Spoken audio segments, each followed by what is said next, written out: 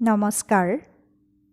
সকলো সুহৃদলৈকে শ্ৰদ্ধাস্পদ প্ৰণাম জনাই আবৃত্তি কৰাৰ প্ৰয়াস কৰিছোঁ পুলকানন্দ কৌশিক মহাশয়ৰ প্ৰকৃতি হে তমোহৰা শীৰ্ষক কবিতাটো।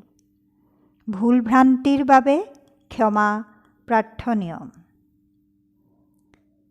প্ৰকৃতি হে তমোহৰা, মৌ বৰষা তোমাৰ কণ্ঠ, মাটিৰ গানে ভৰা।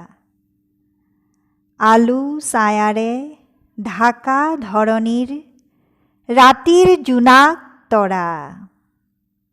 সপোনৰ গান কুজন কাকলিতে, শুনো বননিৰ বাম আদলতে, মনৰ গহন বনে। পথাৰৰ সেউজীয়াত ধানৰ গান, বাম আৰলিত ধুমুহাৰ গান। আকাশে বতাহে বাটে মুকলিতে, গানে গানে ভৰে প্ৰাণ। আকাশত জুই চোৱা, পলাশ ফুলিছে চোৱা, পচুৱা বলিব এতিয়া, ফাগুনে সিঁচিব ফাগুৱা।